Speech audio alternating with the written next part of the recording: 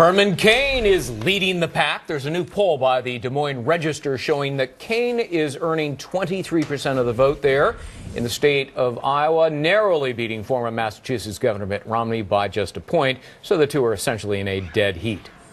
Margie O'Meara joins us now, Democratic pollster and president of Momentum Analysis. Adam Geller joins us, a GOP pollster and pollster for New Jersey Governor Chris Christie. Good to see you both. Adam, let me start with you. Yep. If we dig a little bit deeper into the poll numbers, here's what we find. We find that Romney earns the support of just 10% of those who say they definitely plan to vote in the caucuses. Cain's is at 27%. And Cain also dominates Romney among those who identify themselves as very conservative, more than 3-1. What do you make of Cain's strength? Well, Cain absolutely has strength. You know, when we look at Republican primary voters, you know, we think of high-value voters as being conservative, most likely to vote. A lot of energized Tea Party supporters in that group. So it is a definite problem for Romney that he is getting those who are less enthusiastic. He's doing well among seniors, but seniors this year are saying that they're not as encouraged as they normally are to caucus. Right. So Romney has a lot of work to do. Remember, he hasn't really gone all in Iowa yet. He's still hanging in there, but he's got a lot of work to do if he's going to kind of get that more energized support. Margie, Politico put out a story that said congressional conservatives are now beginning to warm up to Mitt Romney. In fact, let me quote one part of it. We'll put it up here.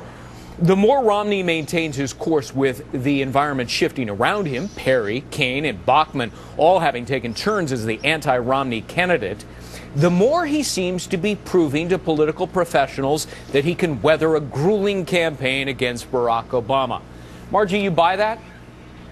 Well, I just think having a few members of Congress come out and endorse Romney doesn't really change the fact that he's suffering from a real enthusiasm gap with Republicans. And if Republican primary voters aren't excited about their fields, then how can you expect swing voters in the general election to be excited? And I'm also not surprised that seniors are not enthusiastic about going to caucuses, given the Republican platform is essentially getting rid of Social Security, making it, leaving it up to the states, and ending Medicare as we know it. So I'm not surprised they're not enthusiastic about voting. You know, Adam, Rick Perry was at the top of the national polls when he entered the race in August. He has seen his numbers really crater from 38% now down to just 6% in a recent poll.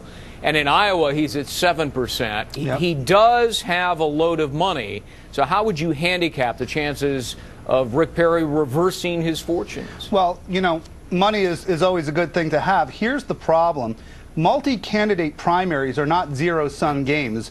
By that I mean, just because Perry is going to ostensibly attack Romney, any votes that he could shake off of Romney don't necessarily go back to Perry. They can scatter to the other candidates. So in a multi-candidate race, it is very difficult to try and win votes by going negative. As much money as you have, it's a tough thing to do. In fact, in multi-candidate primaries, and Margie, I think, would agree with me, favorable ratings really correspond with ballot success. Right. So I might rethink that a little bit because I think Perry's going to have a real tough time. You know, he might be able to shake voters off of Romney. It doesn't necessarily benefit him. Well, that has to be a record from, what, 38% to 6%. I mean, that's astonishing. Margie, what was striking, though, about the Iowa poll is that 71% say that business experience is more important than having held elective office. So if some of the voters out there come around to think that the president's policies, and he has no business experience, but his policies haven't helped the economy, which is the #1 issue, does that give, let's say, a Romney or Herman Cain a big advantage, giving their business background? Well, I wouldn't infer something from the fact that Republican primary voters are saying they prefer business experience when their preferred candidates currently are the two with business experience. And I don't think that translates to how swing voters are going to feel about the president's economic policies a year from now. I think those are all very... I think really? that what Seems you're to seeing, me to be directly related. Well, I think because people like Kaine right now, they're saying, I want someone with business experience. And you're talking about Republican caucus goers in Iowa rather than general election swing voters who are going to make the difference. And they may or may not prefer business experience. I think when people are going to be looking at the election, they're going to look at who cares more about people like them. And that's going to be very clear whether Obama, no matter who the nominee is. Well, Margie is right. Listen, they care about job creation, and the president has a deplorable record on job creation, on the economy. So it is true that swing voters ultimately are going to decide this thing, and that's why Barack Obama's job approval rating among independents are 31%, which is a terrible number. He won him by 52% in 08. He's 31% with him now. Got to leave it at that. Adam Geller, Margie Amero, good to see you both. Thank you. Thank you. Take care.